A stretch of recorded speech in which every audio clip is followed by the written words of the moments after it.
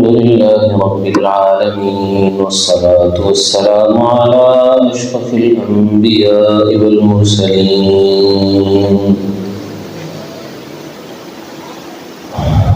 أما بعد فأعوذ بالله من الشيطان الرجيم بسم الله الرحمن الرحيم ألم يأن للذين آمنوا أن تخشع قلوبهم لذكر الله وما نزل من الحق صدق الله العظيم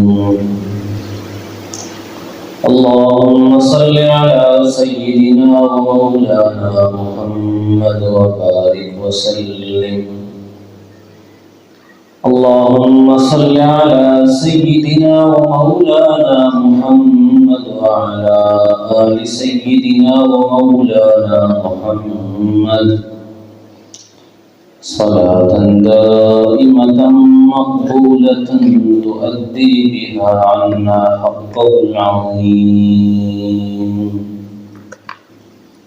اللهم صل على محمد في أول كلامنا اللهم صل على محمد في أوسط كلامنا اللهم صل على محمد في آخر كلامنا نشهد اللهم صل على سيدنا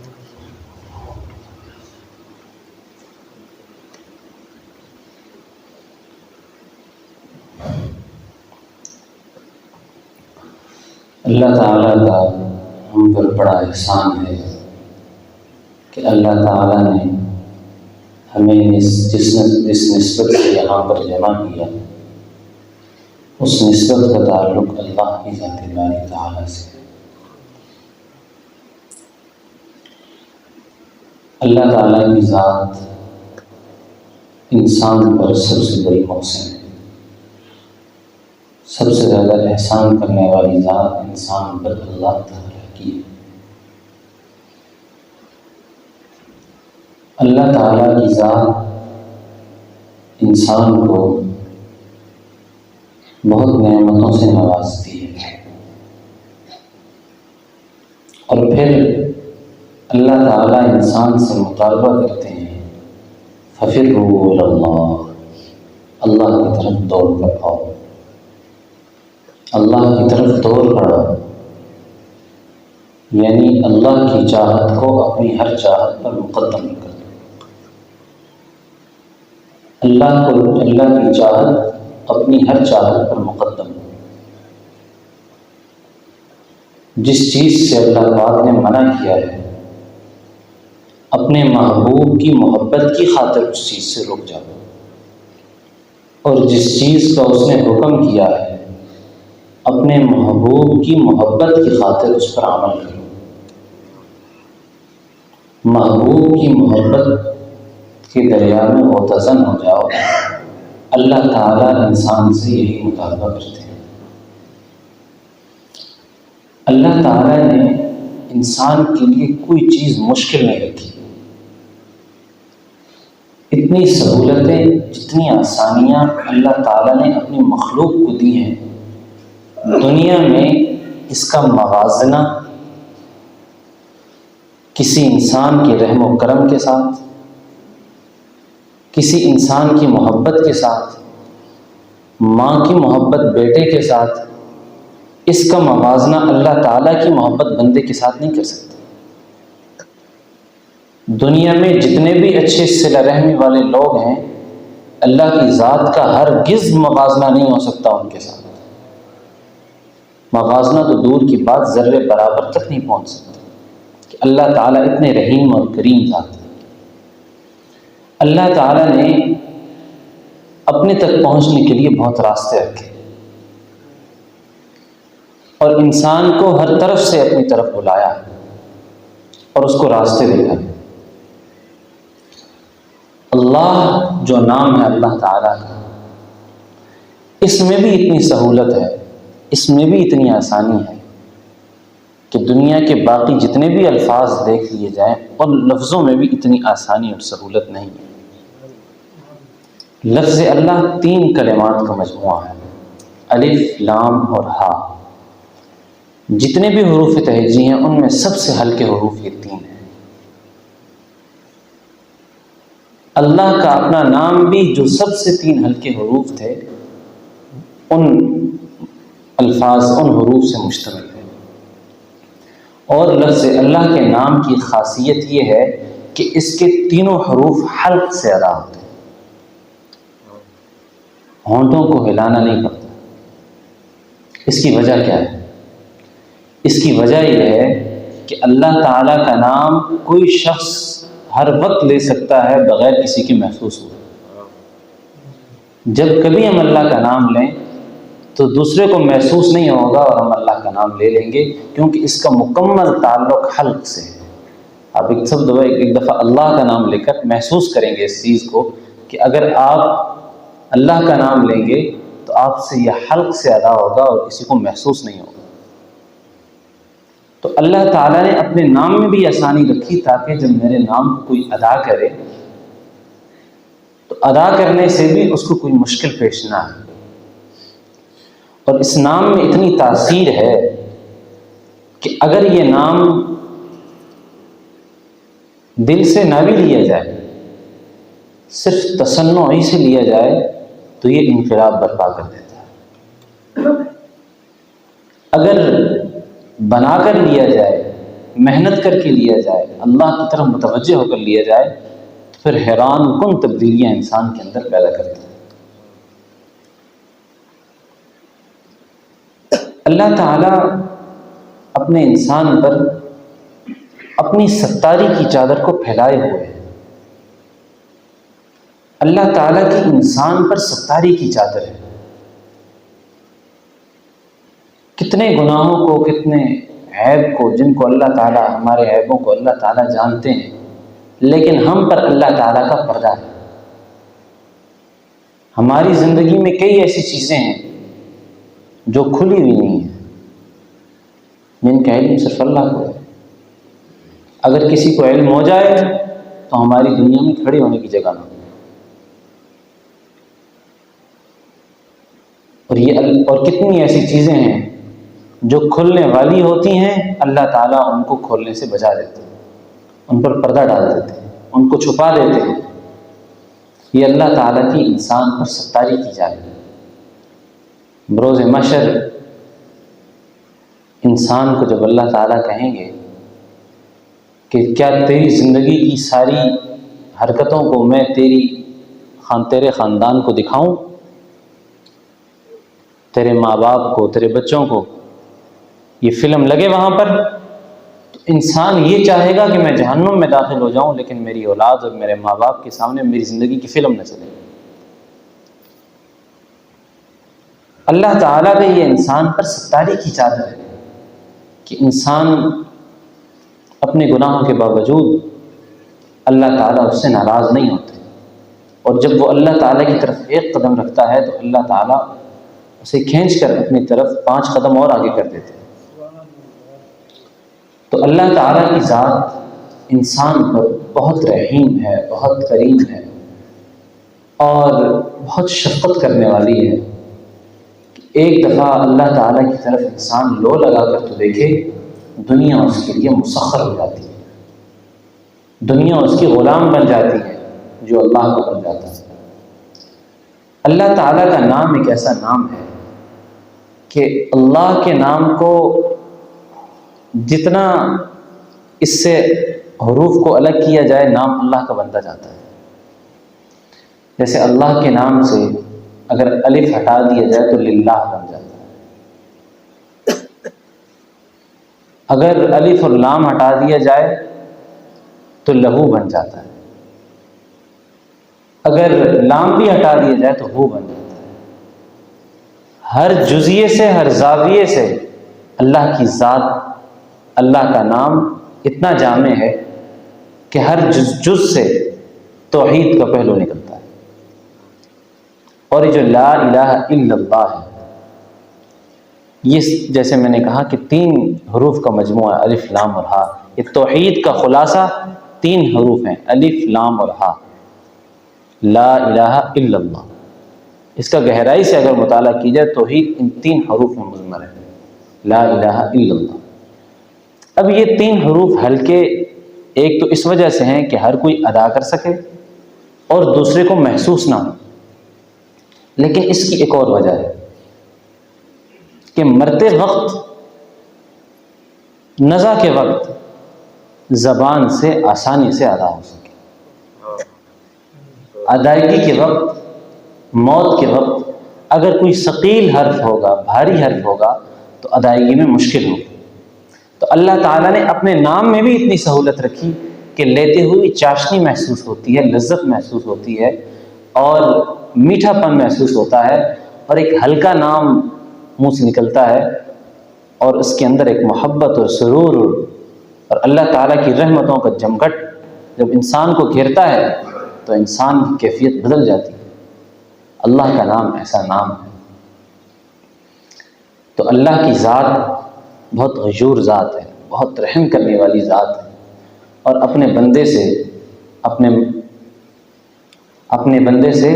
اپنے طرف بھاگنا مانگتے ہیں کہ میری طرف میرا بندہ آئے، میری طرف چل کر آئے، مجھے پانے کی طلب کرے، مجھے پانے کی کوشش کرے۔ یہ اللہ تعالیٰ کا اپنے انسان سے مطالبہ ہے۔ اللہ تعالیٰ کو پانے کے لیے مختلف راستے ہیں، کوئی تدریس کا راستہ اختیار کرتا ہے، کوئی تبلیغ کا راستہ اختیار کرتا ہے، یہ سب راستے اللہ ہی کی طرف جاتے ہیں۔ جہاد کرنے والے کا مقصد اعلاء کلمت اللہ اور رضائے رب ہوتا ہے، تبلیغ کرنے والے کا مقصد رضائے رب ہے، اللہ تعالیٰ کی رضا، تدریس کرنے والے کا مقصد رضائے الہی، اللہ تعالیٰ کی رضا۔ اگر آپ تدریس، تقریر، تعلیم، تبلیغ، جہاد کر رہے ہیں لیکن ہمارا مقصد رضائے الہی نہیں ہے تو یہ جہاد، یہ تبلیغ، یہ پڑھانا، یہ جہنم کا سبب بنے گا۔ اپنے ارادے اور نیت کے اندر رضائے الہی پیدا ہوتی ہے تصوف سے۔ رضائے الہی، اللہ تعالیٰ کی رضا کا حاصل ہو جانا، اگر آپ کو رضائے الہی حاصل ہے تو بس پھر ٹھیک ہے، آپ تصوف میں ہیں۔ ایک بزرگ تصوف میں تھے، ایک عالم نے ان پر اشکال کیا کہ میں تصوف کے بارے میں آپ سے کچھ سمجھنا چاہتا ہوں۔ راستے میں کھڑے کھڑے کہا کہ ابھی تو راستے میں ہیں، مجھے وقت دیں، تفصیلی وقت میں انشاءاللہ آپ سے آ کر میں مناظرہ کروں گا اور تصوف کے بارے میں سمجھوں گا۔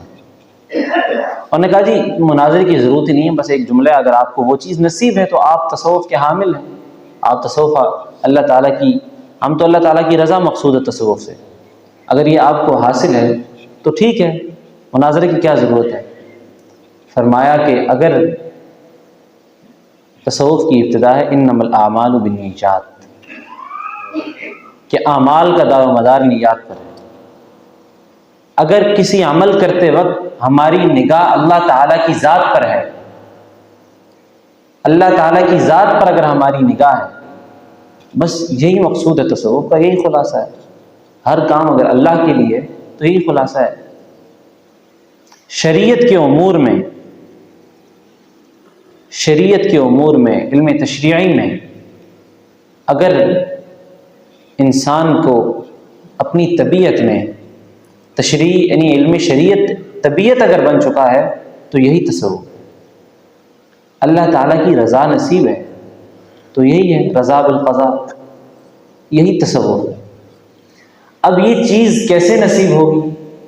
اس چیز کے نصیب ہونے کے لیے اللہ تعالیٰ نے سب سے جو بنیادی چیز رکھی ہے وہ اللہ تعالیٰ کا نام ہے۔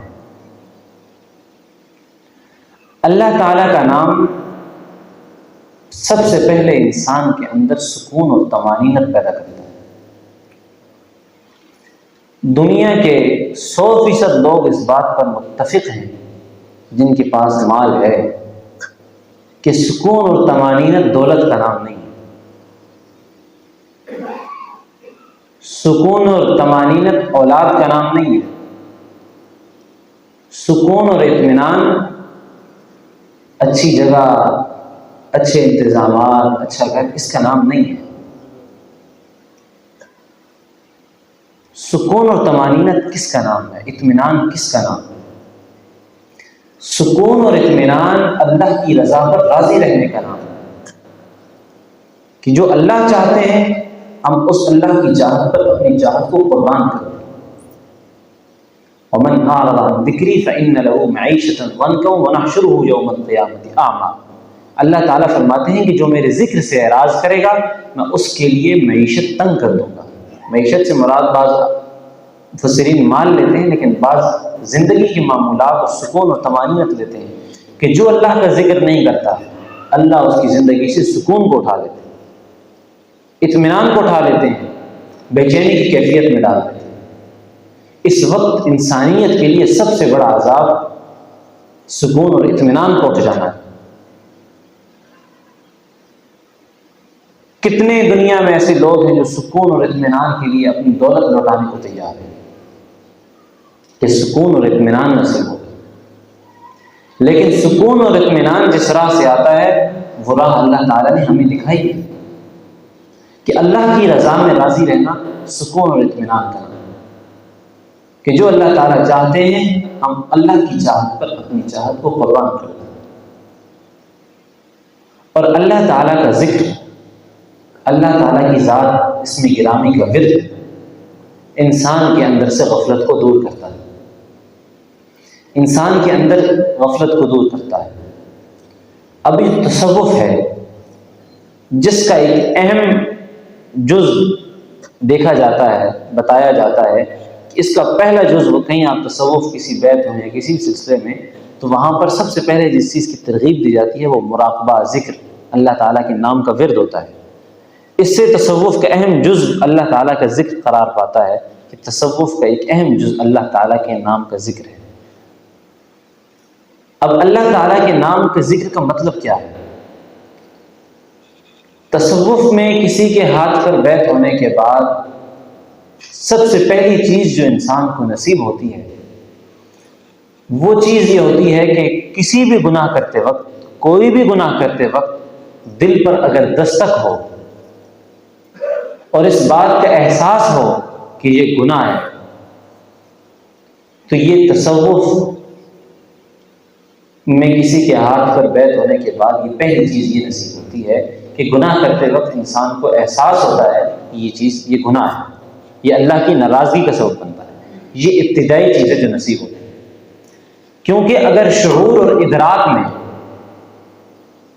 اگر ہم کوئی گناہ صغیرہ بھی کریں گے اور اس پر اصرار کریں گے، گناہ کبیرہ تو دور کی بات، اپنے شعور اور ادراک سے، شعور اور ادراک سے کبھی کوئی گناہ صغیرہ بھی کریں گے اور اس پر اصرار کریں گے اور اس پر اصرار ہوگا، اس سے حلاوت ایمانی سلب ہو جائے گی، اس سے نور ایمان سلب ہو جائے گا۔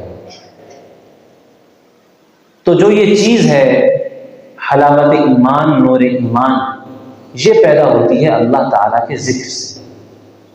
اللہ تعالیٰ کے ذکر سے انسان کا دل منور ہوتا ہے، اور انسان کے اللہ تعالیٰ کے ذکر سے جب انسان کا دل منور ہوتا ہے تو اس سے انسان کے اندر سے جو غلاظتیں اور خباثتیں گناہوں کی وجہ سے پیدا ہو چکی ہوتی ہیں وہ ختم ہونا شروع ہو جاتی ہیں۔ جب کسی چیز پر گند چڑھ جاتا ہے تو گند بھی ڈالا جاتا ہے، پھر اس کو صاف کرنے کے لیے پانی بھی ڈالا جاتا ہے، وہ دھویا جاتا ہے۔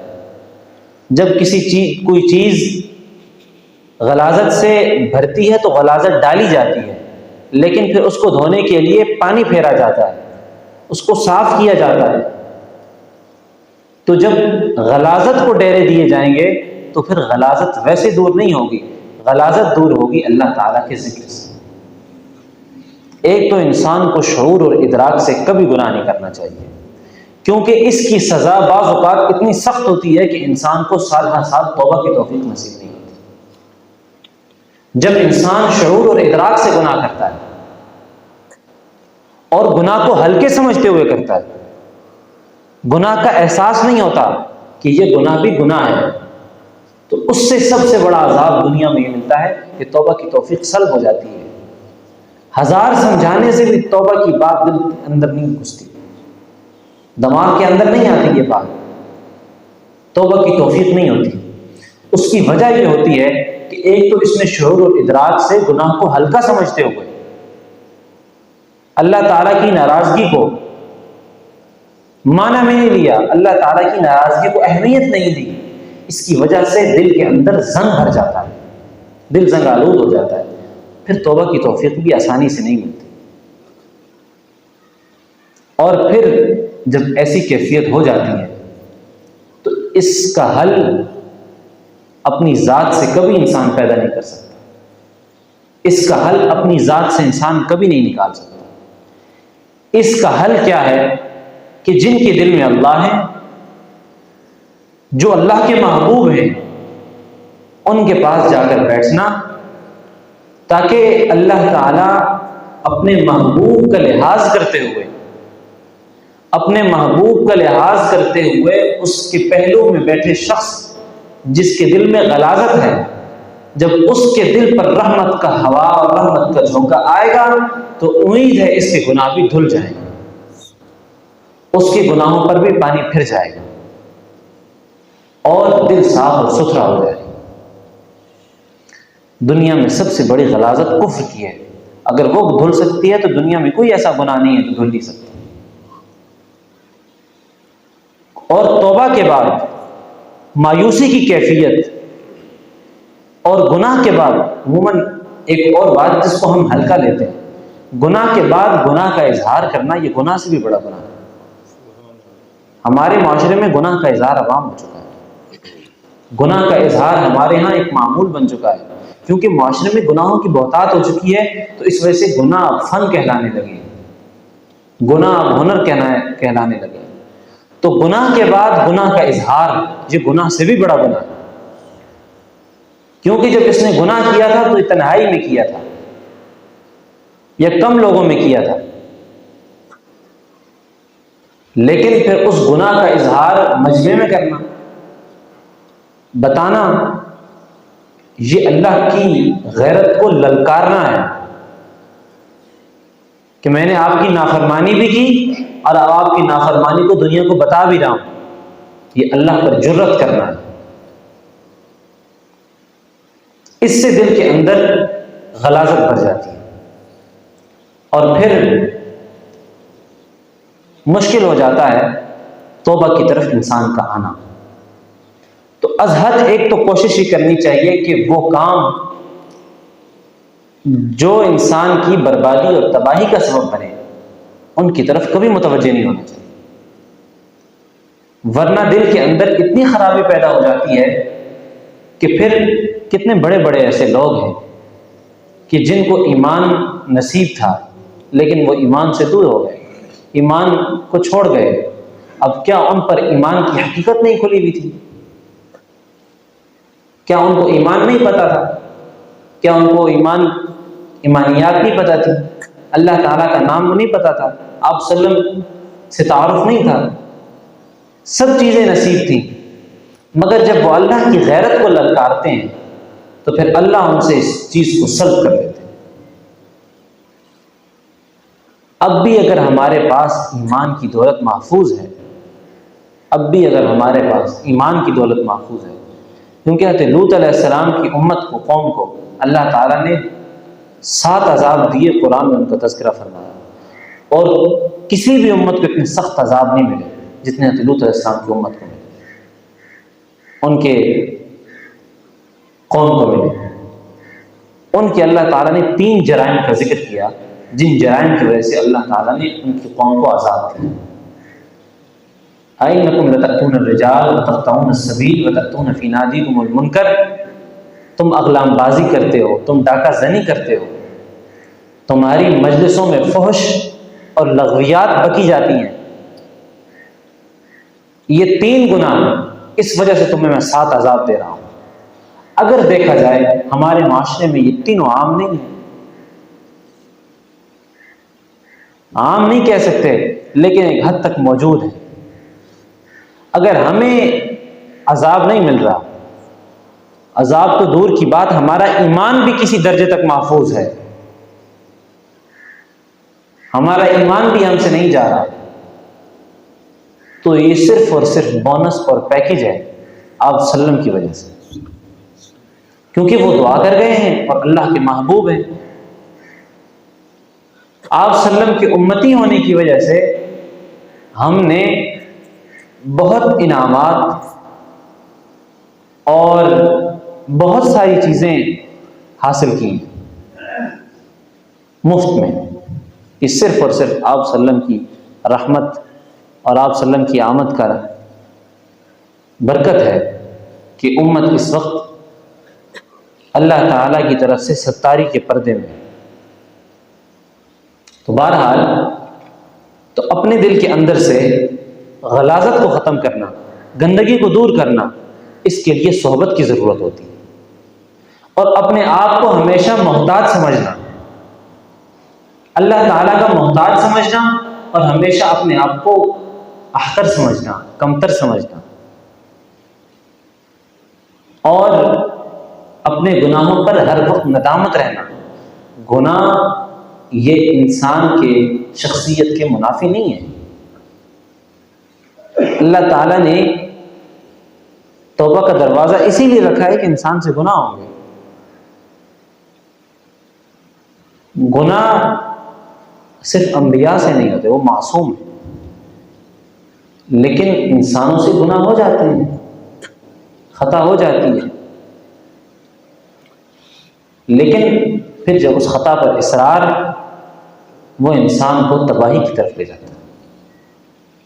اور سب سے بڑی وجہ یہ ہوتی ہے وہ گناہ جو شعور اور ادراک سے کیا گیا ہو، اور گناہ کو ہلکا سمجھ کر کیا گیا ہو۔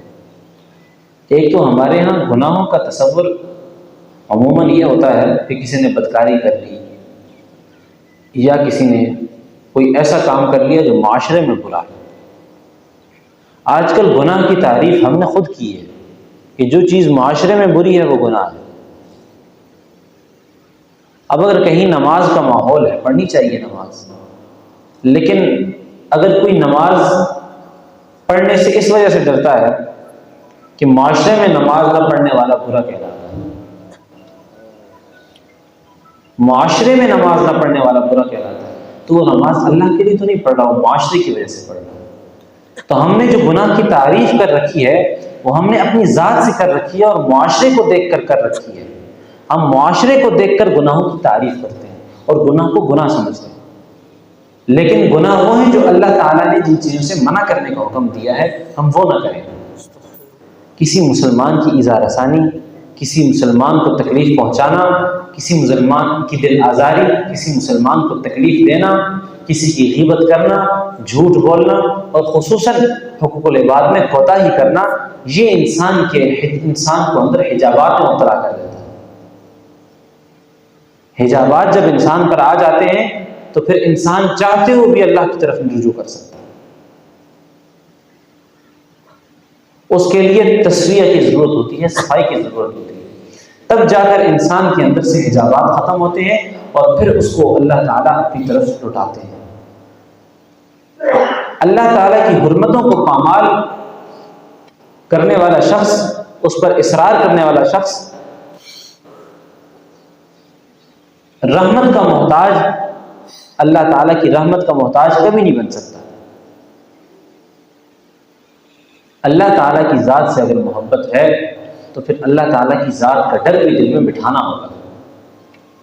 تو اللہ تعالیٰ کی ذات، اس کی محبت، اس کی اللہ تعالیٰ کی ذات سے محبت اور اللہ تعالیٰ کی ذات کا دل میں اہمیت رکھنا، خیال کرنا، چلتے پھرتے اللہ تعالیٰ کی ذات کو مقدم رکھنا، یہ ہمارے لیے ایک لازم جزء ہے، اور اس کو ایک لازم حصہ بنانا۔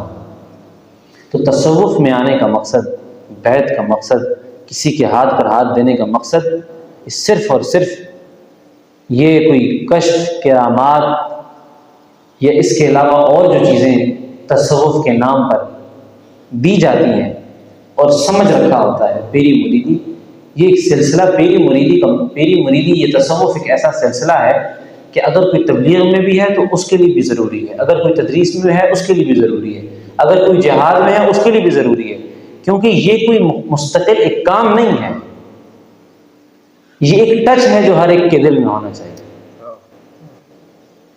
یہ ایک جز ہے جو ہر ایک انسان کے دل کے اندر شامل ہونا ضروری ہے، کیونکہ تصوف میں کوئی کتابیں نہیں ہیں، تصوف کوئی ایک خاص علیحدہ چیز کا نام نہیں ہے، تصوف ان سب شعبوں کا ایک منبع ہے جس کو رضائے الہی کہتے ہیں، جس کو اللہ تعالیٰ کی رضا کہتے ہیں، اللہ تعالیٰ کا احساس، اللہ تعالیٰ کا ڈر دل میں پیدا ہونے کا نام تصوف ہے۔ تصوف کی وجہ سے اللہ تعالیٰ کا ایک تو انسان ذکر شروع کرتا ہے، اور پھر اس ذکر شروع ہونے سے دل کے اندر سے غلاظتوں کا خاتمہ ہوتا ہے، اور انوارات الہیہ، اللہ تعالیٰ کے انوارات دل میں آنا شروع ہو جاتے ہیں، اور پھر وہ انوارات جب دل میں آتے ہیں تو دل منور ہوتا ہے، اور پھر دل نیکی کی طرف راغب ہوتا ہے، پھر نیکی کی طرف دل متوجہ ہوتا ہے، نیکی کی طرف انسان کا دل متوجہ ہوتا ہے، اور نیکی کی طرف انسان کا دل جاتا ہے اور کوشش کرتا ہے کہ میں اس طرف اللہ تعالیٰ کی طرف جاؤں اور نیکی کروں، اور اس سے انسان کے اعمال کے اندر حسن پیدا ہوتا ہے، خوبصورتی پیدا ہوتی ہے۔ تو معاشرے میں ایک تو ہمیں اپنی اصلاح کی خوب فکر کرنی چاہیے۔ موت کی گارنٹی میں اور آپ، دنیا میں کوئی بھی شخص جتنا بھی بڑا بن جائے وہ اپنے آپ کو موت کی گارنٹی نہیں دے سکتا کہ کس وقت تیری موت آئے۔ آپ صلی اللہ علیہ وسلم سے جب پوچھا گیا تو آپ صلی اللہ علیہ وسلم نے فرمایا کہ 5 چیزوں کا علم اللہ کے پاس، عنده علم الساعة وينزل الغيث ويعلم ما في الارحام وما تدري نفس ويعلم ما في الارحام وما تدري نفس بأي ارض تموت، کہ موت کا علم اور بارش کا علم اور قیامت کا علم، یہ تمام علم اللہ کے پاس ہے، اللہ تعالیٰ کے پاس ہیں کہ کب انسان کی موت آئے۔ میں اور آپ اگلے لمحے کی گارنٹی نہیں دے سکتے۔ آپ کے پاس، میرے پاس ہزاروں مثالیں ہیں کہ لوگ ٹھیک ٹھاک تھے، یہاں سے وہاں گئے، فوت ہو گئے۔ اللہ تعالیٰ کو جواب دینا، اس کی خوب فکر ہونی چاہیے۔ اللہ تعالیٰ کو جواب دینے کا داعیہ دل میں پیدا ہونا چاہیے کہ ہم نے اللہ تعالیٰ کو جواب دینا ہے، ہم نے اللہ تعالیٰ کے سامنے ایک دن پیش ہونا ہے، اللہ تعالیٰ کے روبرو ہونا ہے، اور وہ ایسا دن ہوگا کہ یوم یفر المرء من اخیہ وامہ وابیہ وصاحبتہ وبنیہ، دنیا کی محبتیں انسان بھاگے گا۔ دنیا میں اگر کوئی مشکل کام، انسان اگر کسی دفتر میں کہیں بھی کسی مشکل کام میں ہوتا ہے تو اس کو کوئی دوست یا جاننے والا آتا ہے تو وہ خود اگر مشکل میں ہو تو وہ اس سے تھوڑا سائڈ پہ ہوتا ہے۔ تو قیامت والے دن سب سے محبوب رشتے ماں باپ اور بیٹے کے ہوں گے۔ قیامت والے دن باپ بیٹے کو ایسے چھپے گا کہ جیسے وہ جانتا ہی نہیں ہے، ناآشنا ہے، اور بیٹا باپ سے ایسے چھپے گا کہ جیسے بیٹا باپ کو نہیں جانتا، ماں بیٹے سے چھپے گی۔ اس وقت ایسی کیفیت ہوگی کہ ہر ایک کو اپنی پڑی ہوگی کہ میرا کچھ ہو جائے، میرا کچھ ہو جائے، میرا کچھ بن جائے، باقی جو جس کے ساتھ جو ہوتا ہے وہ، لیکن میرا کچھ بن جائے۔ اپنی فکر بہت لازم ہے، اپنی فکر، اپنی اصلاح، اس کو ہر چیز پر مقدم رکھنا ہے۔ اور اس کے لیے سب سے اہم نقطہ، سب سے اہم چیز، میں اور آپ یہاں پر سوچنے لگ جائیں کہ ہم اللہ کا ذکر کریں، ہم اپنی فکر کریں۔ سوچنے سے کچھ نہیں ہوتا، فکر پیدا ہوتی ہے سوچنے سے، لیکن سوچنے کے بعد پھر سوچ پر عمل۔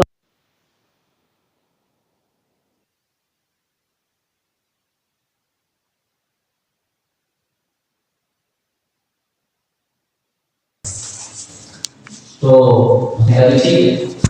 اس نے چابی دے دی، انہوں نے وضو وغیرہ کیا، واپس لوٹنے لگے، اس کو چابی دے دی۔ تھوڑی دیر آگے پہنچے تو تبلیغ والے نے کہا اس کو تو دعوت ہی نہیں دیا، اس کو دعوت دیتے۔ واپس لوٹے، اس کو دعوت دی اور پھر چل پڑے۔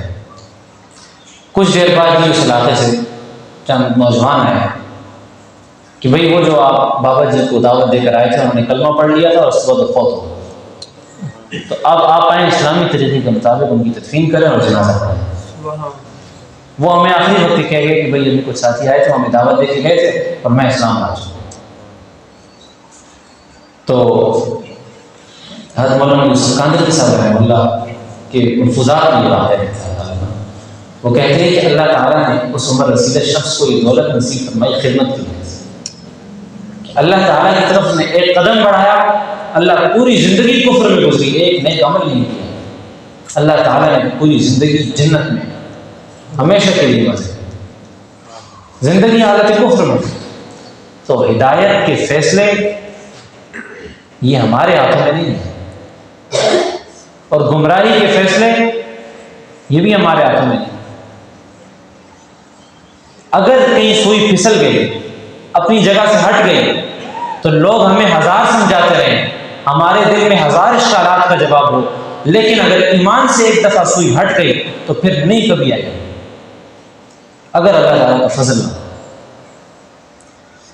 لیکن کسی کے بارے میں خود تجزیہ لگانا کہ یہ گمراہ ہے اور پیچھے پڑ جانا اور اپنے سے موازنہ کرنا اور کسی کی افزوئی کرنا، اس سے اگلے کو تو ہدایت ہو سکتا ہے مل جائے، آپ کہاں جائیں گے؟ اگر آپ کا ایمان پلٹ گیا، آپ کا ایمان ختم ہو گیا، ہمارا ایمان ختم ہو گیا، تو پھر ہم کہاں جائیں؟ تو اپنے ایمان کی فکر اس وقت سب سے لازمی جزء اور عمل ہے، جو ہر وقت اپنے ایمان کو انسان دیکھتے وقت بوقت جھانکے اپنے ایمان کے حوالے سے کہ میرا ایمان کس درجے ہے۔ اللہ تعالیٰ کی ذکر کی کثرت سے انوارات کو اپنے دل کے اندر پیدا کرے، اور انوارات کو پیدا کرنے کی وجہ سے دل کے اندر ایک نور اور ایک چاشنی آئے جس سے سب کچھ دھل جائے۔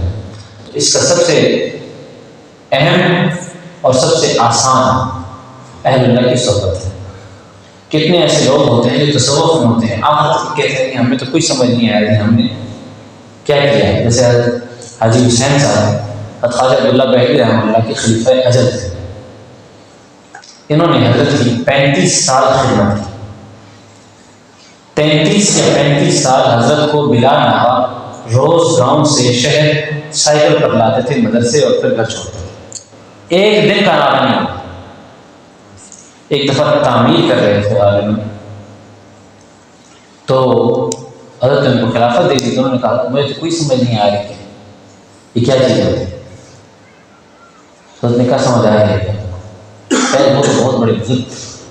تصوف کا مقصود، اگر آپ کو مجھے رضا الہی نصیب ہے، سنت پر پابندی نصیب ہے، صلہ رحمی نصیب ہے، اقربا کا حق ادا کرنا نصیب ہے، ہم کوئی اللہ تعالیٰ کی نافرمانی اعلانیہ طور پر نہیں کرتے، تو تصوف کی بھنک لگ چکی ہے۔ تصوف کوئی لمبی چوڑی چیزوں کا نام نہیں ہے، صرف جو اللہ اور اس کے رسول نے بتایا اس پر عمل کرنے کا نام ہے، اور نیتوں کے اندر اخلاص پیدا ہونے کا نام ہے۔ ہمارے اعمال اللہ کے لیے ہیں یا کسی اور کے لیے ہیں؟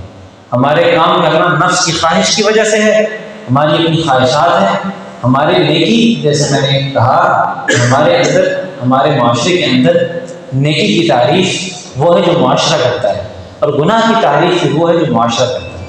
یعنی معاشرے میں جس کو اچھا سمجھا جاتا ہے اس کو نیکی کہتے ہیں، معاشرے میں جس کو برا سمجھا جاتا ہے اس کو گناہ کہتے ہیں۔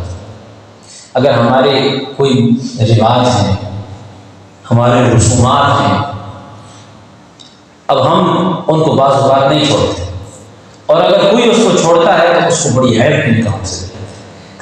یعنی وہ کرنا نیکی ہے کیونکہ معاشرہ اس کو نیکی کہتا ہے، اور اس کو چھوڑنا گناہ ہے کیونکہ معاشرہ اس کو گناہ کہتا ہے۔ تو گناہ اور نیکی کی تعریف وہ نہیں ہے جو ہم اور معاشرہ کرتے ہیں، گناہ کی تعریف وہ ہے اور نیکی کی تعریف وہ ہے جو اللہ تعالیٰ کی ذات نے کی، آپ صلی اللہ علیہ وسلم نے کی۔ تو اس لیے اپنی زندگی میں آپ صلی اللہ علیہ وسلم کی سنتوں کی پابندی اور اللہ تعالیٰ کی ذات کا دھیان اور اللہ تعالیٰ کی ذات کی طرف توجہ بہت ضروری ہے، اور یہ حاصل ہوگی صرف اور صرف اس وقت موجودہ دور میں انفرادی حیثیت سے اللہ تعالیٰ نے آپ صلی اللہ علیہ وسلم کے ساتھ بیٹھنے والوں کو لقب صحابی کہہ دیا۔ صحابی، اب صحابی کا نام آ جائے تو صرف صحابی ہی کہا جائے تو القابات نہیں لگائے جاتے ہیں، صرف صحابی، کیونکہ صحبت تھی۔ تو اس سے معلوم ہوتا ہے کہ اللہ تعالیٰ تک پہنچنے کا سب سے بڑا راستہ صحبت ہے، کیونکہ جتنا جلدی انسان اللہ تعالیٰ کی ذات کی طرف صحبت سے پہنچتا ہے، اپنا کسی اور راستے سے نہیں پہنچتا، کیونکہ اللہ تعالیٰ کی ذات صرف وہ ہے جو تکبر اللہ تعالیٰ کی صفت ہے، بڑائی اللہ کی صفت ہے، تکبر کی چادر اللہ کی صفت ہے، انسان کی صفت نہیں ہے۔ اگر انسان اپنے انفرادی طور پر اللہ تعالیٰ کی طرف بڑھنے کی کوشش کرے گا تو تکبر کی چادر کو اللہ تعالیٰ سے لے گا، لیکن اگر وہ کسی کی صحبت میں رہ کر اللہ تعالیٰ کی طرف بڑھے گا تو وہ تواضع پیدا کر کے اللہ تعالیٰ کی طرف بڑھے گا۔ اور اللہ کو وہ راستہ پسند ہے جو تواضع کے راستے سے، تکبر کی چادر اللہ کی ہے، اس کو لینے کی کوشش نہیں کرنی چاہیے۔ اگر اس کو لینے کی کوشش کی تو پھر ہم برباد ہو جائیں گے۔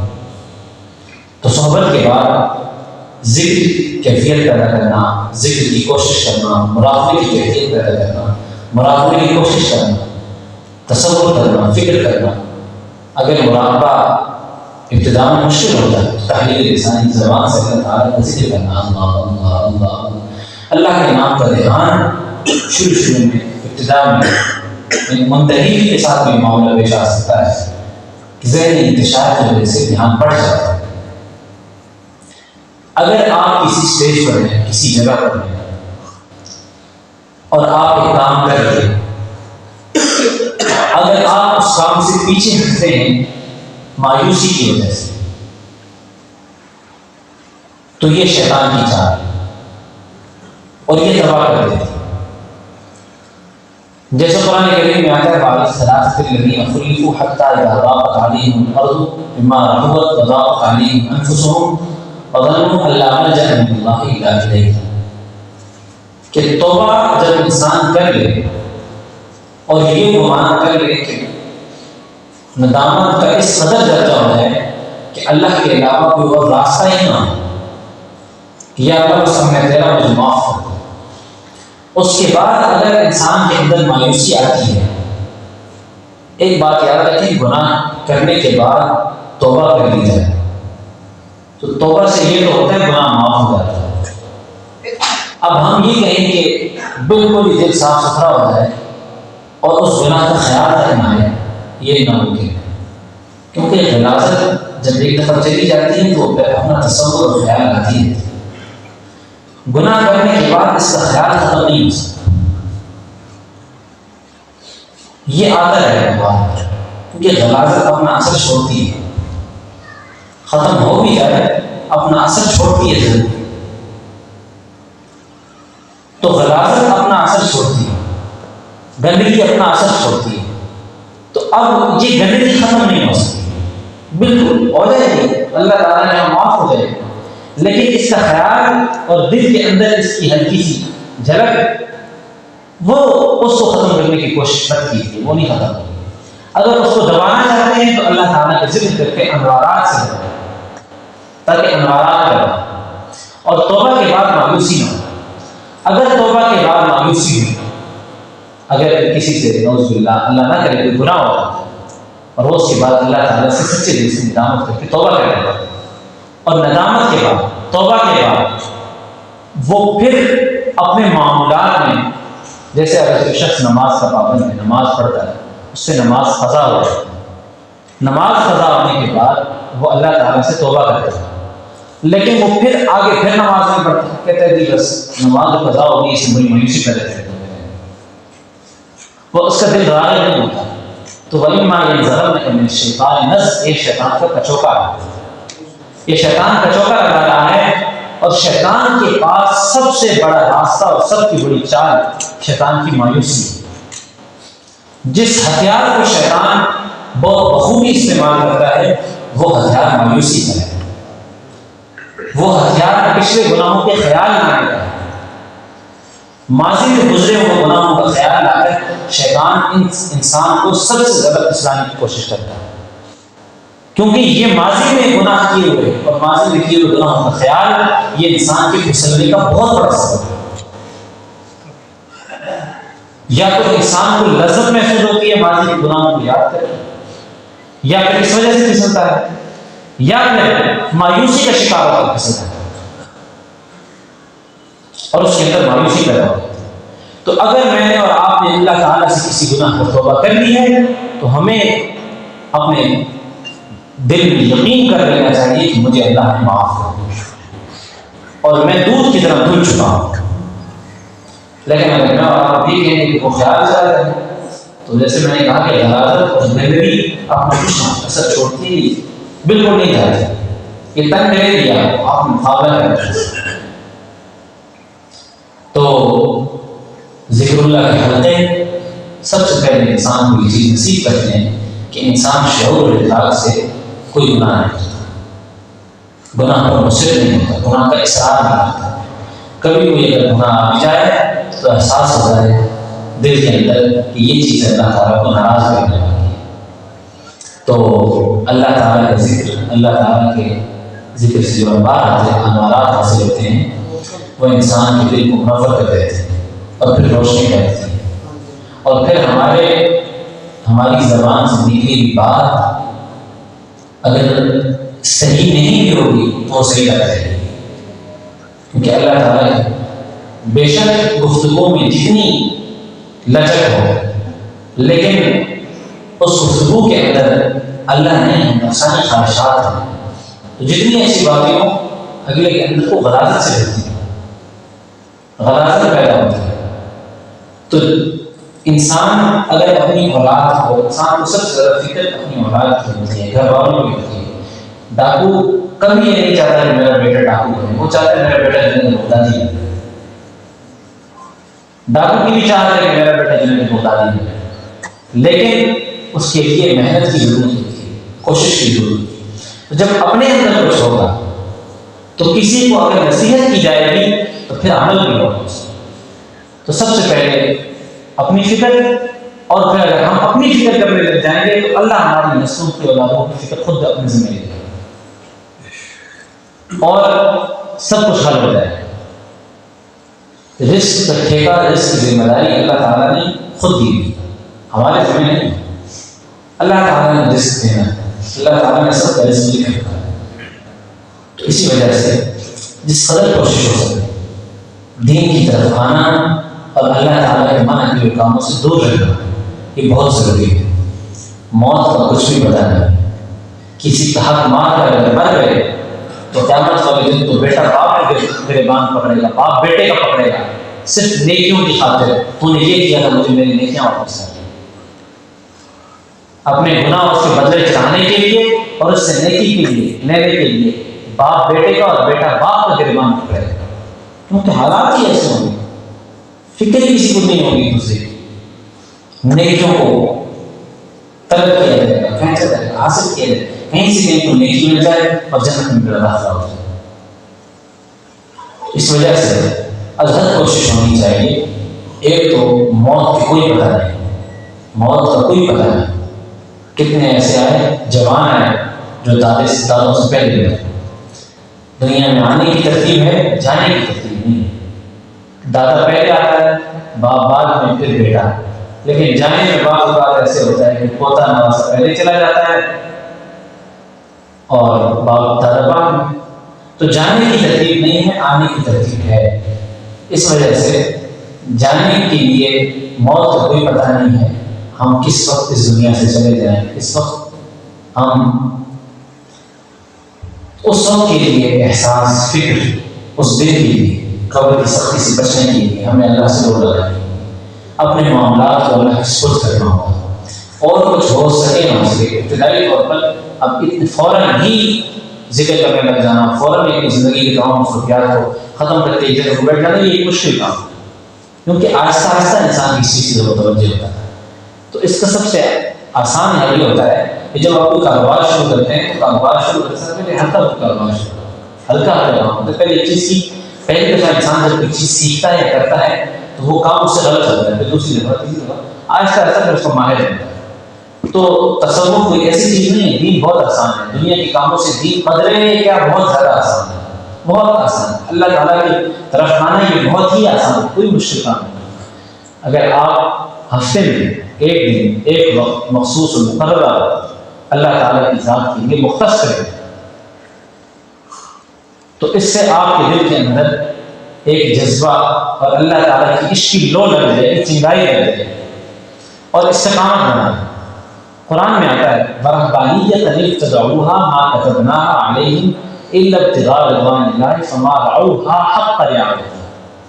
اللہ نے کچھ لوگوں کی مذمت فرمائی کہ کچھ لوگوں نے رہبانیت اختیار کر لی تھی جو ہم نے مَا كَتَبْنَاهَا عَلَيْهِمْ، ہم نے ان پر مقرر نہیں کی، ہم نے ان کی ذمہ داری نہیں لگائی تھی کہ وہ رہبانیت اختیار کریں، إِلَّا ابْتِغَاءَ رِضْوَانِ اللَّهِ فَمَا رَعَوْهَا حَقَّ رِعَایَتِهَا، لیکن انہوں نے خود ساختہ طور پر کہانی جی ہم کریں گے۔ رہبانیت کا مطلب ہوتا ہے کہ سب کچھ چھوڑ چھاڑ کر، گھر چھوڑ کے، سب کچھ چھوڑ کے اللہ تعالیٰ کے لیے چلے جانا اور کہنا بھی میں اپنی عبادت کروں گا اللہ کے لیے، خوب اپنے آپ سے وعدہ کرتے ہیں اور گھر کو، اہل و عیال کو، دنیا کے معاملات کو بالکل چھوڑ دیں۔ حدیث میں آتا ہے رہبانیت فی الاسلام، اسلام میں رہبانیت نہیں۔ تو بہرحال اللہ تعالیٰ نے لوگوں کی مذمت فرمائی ہے الا ابتغاء رضوان اللہ فما رعوها حق رعایتها۔ تو جب انہوں نے رہبانیت بھی اختیار کی اللہ تعالیٰ کی رضا کو تلاش کرنے کے لیے، فما رعوها حق رعایتها، لیکن پھر کر بھی نہ سکے، کوشش تو کی، فما رعوها حق رعایتها، رعایت نہ کر سکے جو رعایت کا حق تھا۔ تو اس لیے جب کوئی عمل شروع کر دیں پھر اس کو ختم نہیں کرنا چاہیے، خواہ مستحب عمل نہیں، کوئی بھی عمل ہو، چھوٹا سا بھی ہو، نفلی عمل بھی ہو، اس پر استقامت زیادہ ضروری ہے۔ اگر کسی عمل پر مستحب عمل بھی ہے، اس پر استقامت کیا ہے، استقامت نہیں ہے، تو فما رعوها حق رعایتها ان لوگوں میں شامل ہے کہ اللہ تعالیٰ کی رضا کو تلاش کرتے ہوئے عمل تو کر رہے ہیں، فما رعوها حق رعایتها، لیکن ہم اللہ تعالیٰ کی تلاش کرنے والی سمت کی رعایت نہیں کر رہے۔ اللہ تعالیٰ کی ذات نعوذ باللہ کوئی مذاق نہیں ہے، کوئی ٹھٹا ماحول نہیں ہے، سیریس لینا پڑتا ہے، سنجیدہ ہونا پڑتا ہے۔ اگر کوئی مستحب عمل بھی ہے، نفلی عمل بھی ہے، اللہ تعالیٰ کی رضا کے لیے شروع کیا ہے، چھوٹا سا لگے تو استقامت کرے۔ ہفتے میں ایک دفعہ بیٹھنے کا ارادہ، نیت ہے، ارادہ ہے تو بیٹھنا ہے، اللہ تعالیٰ کا ذکر کرنا ہے، اللہ تعالیٰ کی مجلس میں لو لگانی ہے، اللہ تعالیٰ کے ذکر سے اپنے دل کو منور کرنا ہے۔ اس کا تہیہ جب دل کے اندر پختہ ہو جائے گا تو پھر دل منور ہو جائے گا، اور جب دل منور ہوگا اس سے آسانی پیدا ہو جائے گی اور دنیا کے معاملات، اخروی معاملات خود بخود سیدھے ہو جائیں گے، پھر دنیا کی چیزیں مسخر ہو جائیں گی۔ تو تمام باتوں کا خلاصہ سنت کی پابندی، اللہ تعالیٰ کا ذکر، اللہ تعالیٰ سے عشق کی طبیعت، اللہ تعالیٰ سے عشق کا مزاج بنانا، اور چھوٹا سا بھی اگر کوئی عمل ہے اللہ تعالیٰ کی رضا کے لیے اس پر استقامت اختیار کرنا۔ اگر مستحب عمل بھی ہے، چھوٹا سا کوئی نفلی عمل بھی ہے، اگر اللہ کی رضا کے لیے، الا ابتغاء رضوان اللہ، اللہ تعالیٰ کی رضا کے لیے، تو اس کی رعایت کرنی پڑے گی، اس کا حق ادا کرنا پڑے گا اور اللہ تعالیٰ کے لیے عمل کرنا پڑے گا۔ تو جب بھی ابھی مستقبل میں جب بھی ہوگی، آپ سب حضرات اس قدر موقع میں سے جو قریب کے حضرات ہیں، جو ہلکی کی ترتیب ہوتی ہے اس میں ضرور اور لازمی جڑا رہے ہیں، کیونکہ اگر کبھی بھی موت آ گئی تو دامن میں کچھ تو ہوگا اللہ کو دکھانے کے لیے کہ اللہ تیرے لیے 2 منٹ تو بیٹھا تھا، کچھ لمحے تیرے لیے میں بیٹھا تھا، اس کی صدقے میں بخش تیری، کیونکہ اس ذکر اور ہلکی کی مجلس میں اگر آپ صرف اور صرف بیٹھیں گے تو اس لیے بیٹھیں گے کہ اللہ نصیب ہو۔ اب اللہ کو یہ تو کہہ سکیں گے یا اللہ ایک عمل میرا تیرے لیے، میں اللہ کے لیے، اللہ تیرے لیے بیٹھا تھا تاکہ تو حاصل ہو، تیری ذات نصیب ہو۔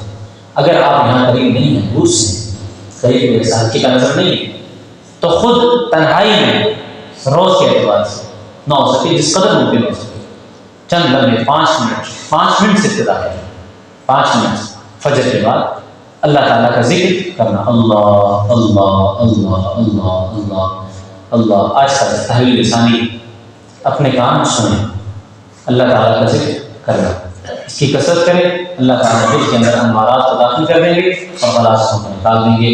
اللہ تعالیٰ میرے دل کے اندر سے، ہم سب کے دلوں کے اندر سے غلاظتوں کو ختم کر کے اپنے انوارات کو کر دیں۔ آخر دعوانا الحمدللہ رب العالمین، الحمدللہ رب العالمین، والصلاۃ والسلام علی اشرف الانبیاء والمرسلین وعلى آله وصحبه أجمعين. اللهم اغفر لنا وارحمنا وعافنا في الدنيا والآخرة واشفنا شفاء عاجلا لا يغادر سقما إلا أنت أرحم الراحمين. ولا حول ولا قوة إلا بالله العلي العظيم. اللهم إنك عفو تحب العفو فاعف عنا يا كريم. اللهم اغفر لنا وتب علينا إنك أنت التواب الغفور.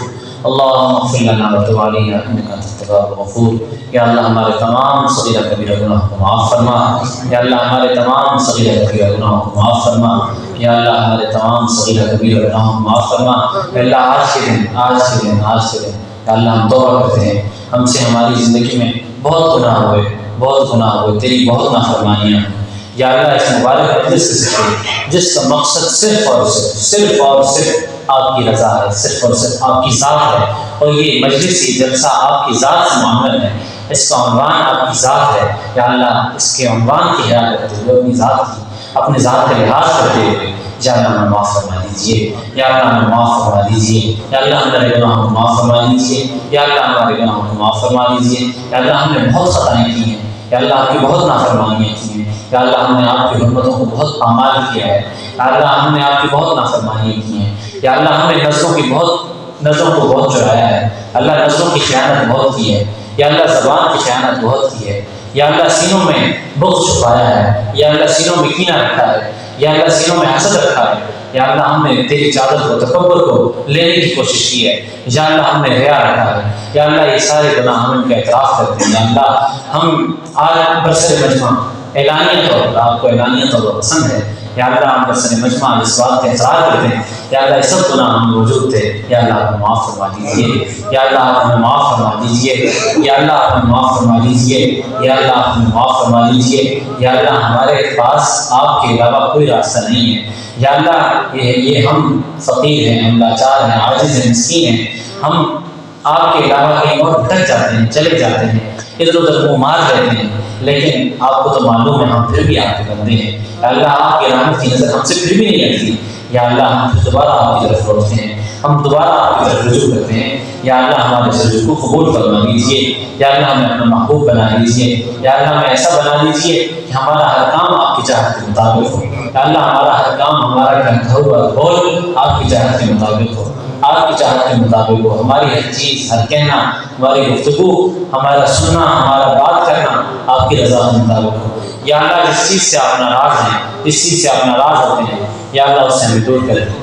یا اللہ جس چیز سے آپ ناراض ہوتے ہیں اس چیز سے ہمیں دور کر دیں. یا اللہ جس چیز آپ کی ناراضگی کا سبب بنتی ہے اس چیز سے ہمیں دور کر دیں، اس چیز سے ہمیں دور کر دیں. یا اللہ آج ہم سب اپنے دلوں کے اندر غلاظتیں لے کر بیٹھے ہیں.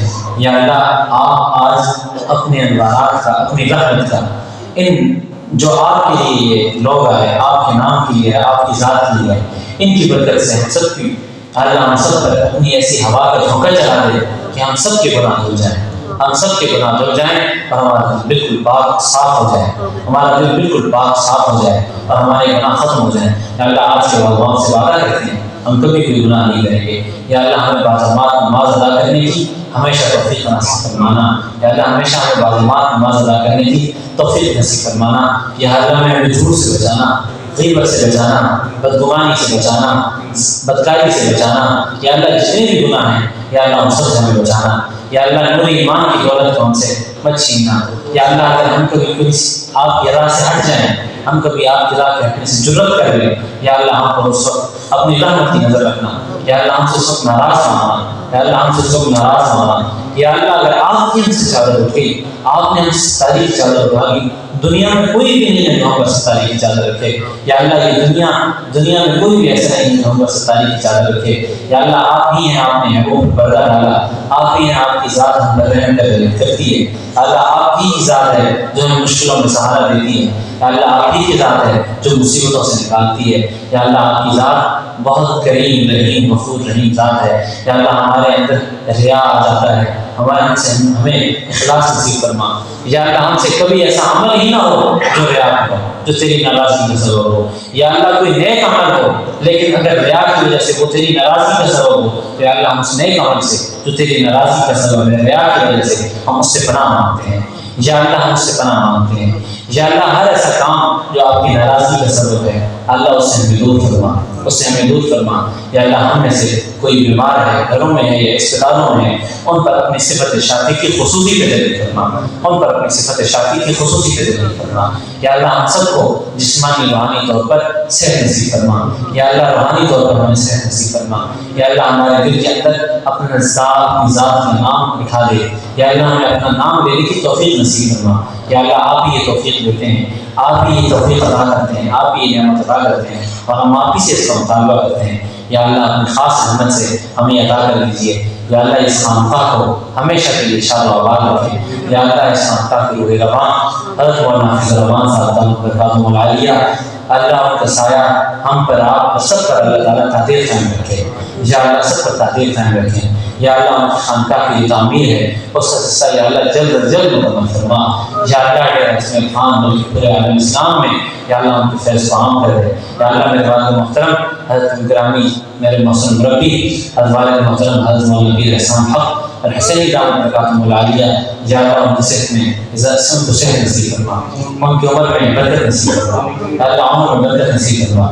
یا اللہ ان کا سایہ ہم پر سلامت رکھ، یا اللہ ان کا سایہ ہم پر سلامت رکھ، یا اللہ ان کا سایہ ہم پر سلامت رکھ۔ یا اللہ ہم سے کبھی ہمیں ڈانٹنے والے نہ اٹھانا، یا اللہ ہم پر ہمیں تنبیہ کرنے والے نہ اٹھانا، یا اللہ ہمیں جو روکنے والے ہیں یا اللہ ان پر ہم پر اعتراض رکھنا، ان کا سایہ ہم پر دراز رکھنا۔ یا اللہ ان کو ہم پر دراز رکھنا۔ یا اللہ ہمیں صحت نصیب فرمانا، ہمیں اتنی جسمانی صحت نصیب فرمانا کہ ہم آپ کی عبادت کر سکیں، روحانی صحت نصیب فرمانا تاکہ آپ کی ناراضگی کا سبب نہ بنے۔ یا اللہ ہم آپ سے دعا کرتے ہیں، یا اللہ ہم آپ سے وعدہ کرتے ہیں آج کے بعد ہم کوئی گناہ نہیں کریں گے، ہم کوئی گناہ نہیں کریں گے۔ یا اللہ ہم کوئی گناہ نہیں کریں گے، آیا سچے دل سے توبہ کرتے ہیں، سچے دل سے توبہ کرتے ہیں۔ یا اللہ ہم آپ کے ہیں، یا اللہ آپ ہمارے ہیں۔ یا اللہ ہم آج اعلان کرتے ہیں ہم آپ کے ہیں، ہم آپ کی طرف رجوع کرنا چاہتے ہیں، یا اللہ ہم آپ کی طرف لوٹنا چاہتے ہیں۔ یا اللہ ہمارے رجوع کو قبول فرما، یا اللہ ہمارے رجوع کو قبول فرما۔ یا اللہ ہم سے تکبر، ہمیں تکبر سے دور فرما، ریا سے دور فرما، انا سے دور فرما۔ یا اللہ اس طرح بھی بیماریاں ہیں جو ہمارے علم میں نہیں ہے، علم میں ہیں، آپ کو معلوم ہے، یا اللہ ان سب سے ہم کو دور فرما۔ یا اللہ بروز محشر خاتمے کے وقت، موت کے وقت، یا اللہ اپنی ذات کا کلمہ نصیب فرمانا، توحید کا کلمہ نصیب فرمانا۔ یا اللہ جنت کے وقت ہمیں آپ صلی اللہ علیہ وسلم کی دیدار نصیب فرمانا، روز محشر آپ علیہ السلام کی شفاعت نصیب فرمانا، سنت کی پابندی نصیب فرما۔ یا اللہ سنت کی پابندی نصیب فرما، یا اللہ سنت کی پابندی نصیب فرما۔ یا اللہ ہم سب کو آپ صلی اللہ علیہ وسلم کی طریقوں پر چلنے کی توفیق عطا فرما۔ اللهم اغفر لنا وارحمنا وعافنا في الدنيا والآخرة واشفنا شفاء عاجلا لا يغادر سقما من أرحم الراحمين. اللهم صل على سيدنا مولانا محمد وآله وسلم. اللهم اغفر لنا وتب علينا إنك أنت التواب الغفور. صلى الله تعالى على خير خلقه محمد وعلى آله وصحبه أجمعين برحمتك يا رب.